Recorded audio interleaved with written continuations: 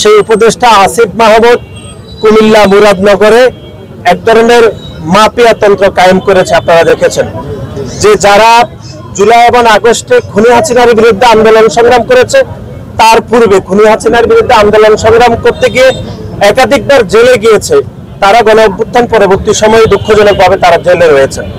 এটি অবশ্যই আমরা মনে করি বাংলাদেশের সকল নাগরিক এবং গণমাধ্যমের আমাদের যারা সহকর্মীরা রয়েছে তাদেরকে এই বিষয়টি অত্যন্ত গুরুত্ব আরোপ করা উচিত যে পুরো বাংলাদেশ একটি ইতিবাচক রাজনীতিতে থাকলেও কুমিল্লার মুরাদনগর কোনোভাবে ইতিবাচক রাজনীতিতে নেই। এখানের একজন উপদেষ্টা, আমরা আবারও বলছি, এখানে মাফিয়া তন্ত্র কায়েম করেছে। ওনার পছন্দ মতো তিনি এই কুমিল্লা মুরাদনগরকে পরিচালিত করছেন। আমরা দেখলাম যে বাংলাদেশ জাতীয়তাবাদী দল এবং তার অঙ্গ সহযোগী সংগঠনের 13 জন নেতাকর্মী এখানে কারাগারে রয়েছেন। এবং আপনারা লক্ষ্য করবেন আমাদের মুরাদনগরের ছাত্র দলের সিনিয়র যুগ্ম আহ্বায়ক নাজিম উদ্দিন, তাকে গ্রেপ্তার করার সংবাদ শুনে তার মা হার্ট অ্যাটাক করে মৃত্যুবরণ করেছেন। এবং এর বাইরে যুব দলের সিনিয়র যুগ্ম আহ্বায়ক মুরাদনগর থানার মাসুদ রানাকেও গ্রেপ্তার করা হয়েছে। স্বেচ্ছাসেবক দলের সিনিয়র যুগ্ম আহ্বায়ক ফারুক আহমেদ বাদশাকেও গ্রেপ্তার করা হয়েছে। এখানে এক ধরনের একটা মিল দেখবেন যে এই তিনটি সংগঠনের সিনিয়র যুগ্ম আহ্বায়ক যারা, তারা জেলে রয়েছে। এবং আসিফ মাহমুদ যে গাদ্দারি করছেন, বিশেষ করে খুনি হাসিনা শেখ হাসিনা সময় যেরকম আমরা দেখতাম যে গাদ্দারি, সেরকম তিনি গাদ্দারি করছেন মুরাদনগরের বিভিন্ন মানুষের সাথে। এবং আরেকটি বিষয় লক্ষণীয় যে মুরাদনগরে যারা গত 17 বছরে প্যাসিবাদ কায়েম করেছে, সে আওয়ামী লীগের কোনো দোষর কিন্তু আজকে কুমিল্লা কারাগারে একজনও নাই। তারা প্রকাশ্যে মুরাদনগরে ঘোরাফেরা করছেন, জনাব আসিফ মাহমুদের বাবার সাথে তারা বিভিন্ন ব্যবসা বাণিজ্য করছেন।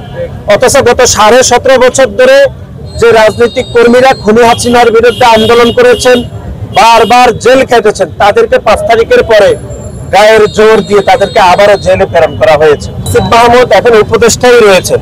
আসিফ মাহমুদ কিভাবে নির্বাচন করবেন?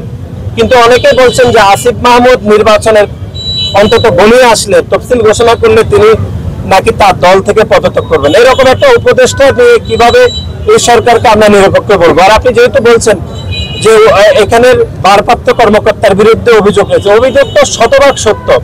কারণ আসিফ মাহমুদ যে মাফিয়া তন্ত্র কায়েম করেছেন, সেই মাফিয়া তন্ত্র থেকে তো থানার ওসি নিশ্চয়ই ওনাকে ভয় পাবেন। এবং ওনার কথা মতো তিনি মামলা করেছেন, যে মামলা 5 তারিখে পরে এফআইআর হয়েছে, সেই মামলাতেই আমাদের নেতাকর্মীদেরকে, আমাদের সহযোদ্ধাদেরকে গ্রেপ্তার করা হয়েছে। সুতরাং কুমিল্লার মুরাদনগরের থানার ওসির বিষয়ে আমরা স্বরাষ্ট্র উপদেষ্টার দৃষ্টি আকর্ষণ করছি যে উনি কোনোভাবে নিরপেক্ষ নয়। উনি আসিফ মাহমুদ এবং তার বাবা এবং আওয়ামী লীগের দোষকদেরকে তিনি শেল্টার দিচ্ছেন। অপরদিকে যারা গণতান্ত্রিকামী রাজনৈতিক কর্মী গত 17.5 বছর ধরে যারা মাঠে আন্দোলন সংগ্রাম করেছেন, তাদেরকে হয়রানি করছেন, গ্রেপ্তার করছেন।